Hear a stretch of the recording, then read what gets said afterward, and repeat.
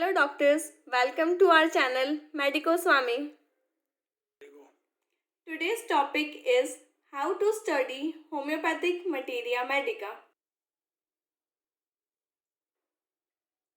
So this is a format for MPMSU Jabalpur students as like in which topics or headings you have to complete a medicine. So there are 14 headings in which we have to complete a medicine. सबसे पहले आता है medicine का name like Aconitum napellus, Arsenic album, etc. whatever is asked to you.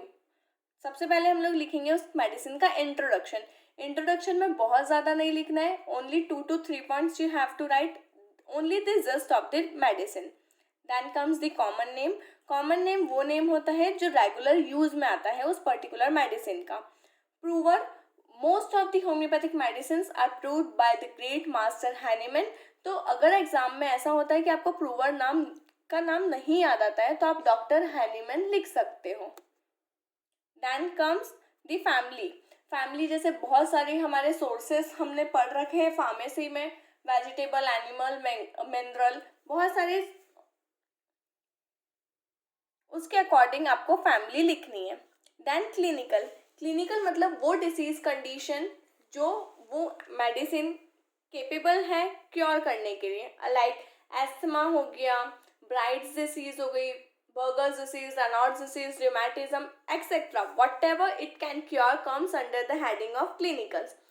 Sphere of action. जो particular medicine है वो किस organ, system, part of body पर एक्ट कर रही है. Blood, kidney, digestive, urinary etcetera whatever it may be. Pathogenesis. Pathogenesis means disease producing power of the medicine. As we know, according to law of homeopathy, similia similibus curantur. वो ही medicine disease को cure कर सकती है जो उस disease को produce कर सकती है. तो पैथोजेनेसिस में हमें सिर्फ 2 या 3 चीज़ें लिखनी है. That like it is a great paralyser, irritability produce करती है, ट्रीमर्स प्रोड्यूस करेगी, इपिलेप्सी. बस वही 2-3-4 पॉइंट्स को लिखना है. Then comes constitution. एक होम्योपैथ के लिए कॉन्स्टिट्यूशन बहुत ज़्यादा इम्पॉर्टेंट होता है. कॉन्स्टिट्यूशन 5 चीज़ों में कंप्लीट होता है. इन 5 चीज़ों में या इन 5 हेडिंग्स में हमें किसी भी पेशेंट का कॉन्स्टिट्यूशन कंप्लीट करना होता है. सबसे पहला होता है फिजिकल मेकअप. जैसे ही कोई पर्सन, कोई पेशेंट आपकी क्लिनिक में एंटर किया तो आप उसे देखते हो वो कैसे चल रहा है, वो टॉल है, वो डॉफ है, उसके चलने का स्टाइल क्या है, बैठने का क्या मैनर है, वो कैसे खुद को रिप्रेजेंट कर रहा है, वो सब आ जाता है उसके फिजिकल मेकअप में. Then temperament. टेम्परामेंट मतलब उसका बिहेवियर क्या है, वो इरिटेबल है, हिस्टेरिक है, नर्वस है. फिर आता है माइजम. जो 7/8 ऑफ डिसीज है वो सोरा की वजह से होती है. 3 माइजम्स होते हैं मेनली, सोरा, साइकोसिस और सिफिलिस. एक न एक माइजम होता है, कोई मल्टीमाइजमेटिक मेडिसिन भी होती है. माइजम को हम लोग एक पूरे टॉपिक की तरह नेक्स्ट वीडियो में कवर करेंगे. डायथिसिस. किसी भी एक पर्सन की प्रीडिस्पोजिशन होती है पर्टिकुलर डिसीज की तरफ. वो रिमेटिक हो सकती है, हेमरेजिक हो सकती है, स्क्रोफुलस या ट्यूबरकुलर, कुछ भी हो सकती है इनमें से. डायथिसिस भी एक अलग पॉइंट को हम लोग नेक्स्ट वीडियो में डिस्कस करेंगे. थर्मल जानना इंपॉर्टेंट है पेशेंट का, वो हॉट है, चिली है. तो इतनी सारी हमें चीज़ें कॉन्स्टिट्यूशन में कवर करनी पड़ेगी. उसके बाद में आता है guiding. Guiding symptoms are those symptoms which guide us directly towards the medicine. Left sided है, राइट साइडेड है, उसके कीनोट क्या है, टेंशन है, एंजाइटी है, डिप्रेशन है, मेलनकोली है. जितनी भी चीज़ें आती है जो डायरेक्टली हमें उस मेडिसिन की तरफ गाइड करती है वो सारी गाइडिंग में आती है. गाइडिंग के बाद हम लोग माइंड लिखेंगे या मेंटल्स लिखेंगे. एक होम्योपैथ के लिए मेंटल सिम्टम्स बहुत ज़्यादा इंपॉर्टेंट होते हैं. लाइक इफ़ वी कंपेयर नाइट्रमन्यूर फीमेल एंड पल्साटिरा फीमेल. नाइट्रमन्यूर की फीमेल जब आपके पास आएगी, ये क्लिनिकल पॉइंट ऑफ व्यू से थोड़ा हम लोग देख रहे हैं, एग्जाम पॉइंट ऑफ व्यू से इतना ज़्यादा इंपॉर्टेंट नहीं होता है, लेकिन माइंड बहुत ज़्यादा इंपॉर्टेंस रखता है.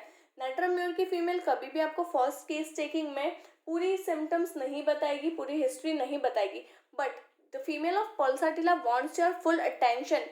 She will always sit close to you और वो हर एक छोटी छोटी बात बताएगी कि मैंने पानी पिया था उसके बाद ये हुआ. तो मेंटल्स बहुत ज़्यादा इंपॉर्टेंस रखते हैं किसी भी मेडिसिन के प्रिस्क्रिप्शन में. Alignments from. अलाइनमेंट्स फ्रॉम मतलब factors that provokes the disease condition. Like ठंडी हवा में गया, कुछ खा लिया, क्यूकम्बर खा लिया, या कुछ भी ऐसी चीज़ जो प्रीडिस्पोज कर रही है डिसीज़ को या जो एग्रावेट कर रही है डिसीज़ को, वो सारी चीज़ें अलाइनमेंट्स फॉर्म में आएंगे। Now comes particular.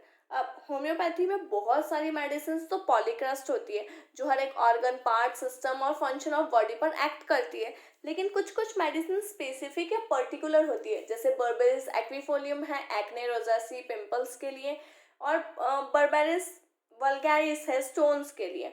ऐसी बहुत सारी और भी मेडिसिन है जो पर्टिकुलरली दी जाती है, तो इसमें पर्टिकुलर लिखेंगे कि उस मेडिसिन का पर्टिकुलर हेडेक कैसा होगा, फीमेल कंप्लेंट्स कैसी होगी, मेंस्ट्रुएशन कैसा होगा, वो सारी चीज़ें पर्टिकुलर्स में आएगी। General modalities covers to sub headings, that is aggravation and amelioration. Aggravation और एम्लियोरेशन हर एक मेडिसिन का बहुत इंपॉर्टेंट होता है। जब आपको लगता है कि दो मेडिसिन एकदम से सिमिलर लगती हैं, तो हम लोग उसके जनरल मोडालिटीज़ पर जा करके एग्रावेशन एम्लियोरेशन को चेक करके और फिर एक स्पेसिफिक मेडिसिन तक पहुंच सकते हैं। Then comes the drug relationship. Drug relationship का भी पता होना बहुत ज़रूरी है कि कौन सी मेडिसिन किसकी कॉम्प्लीमेंट्री है, कौन सी फॉलोअप है, इनिमिकल है, एंटीडोट है। कहीं ऐसा ना हो कि फर्स्ट डोज हमने किसी मेडिसिन का दिया हो और सेकेंड जो दे वो उसका एंटीडोट निकल जाए या इनिमिकल निकल जाए। So we should always be careful while selecting any kind of medicine. So this was all about how to study Materia Medica. If you have any kind of problem, do let us know in the comment section. Do like, share and subscribe our channel. Thank you.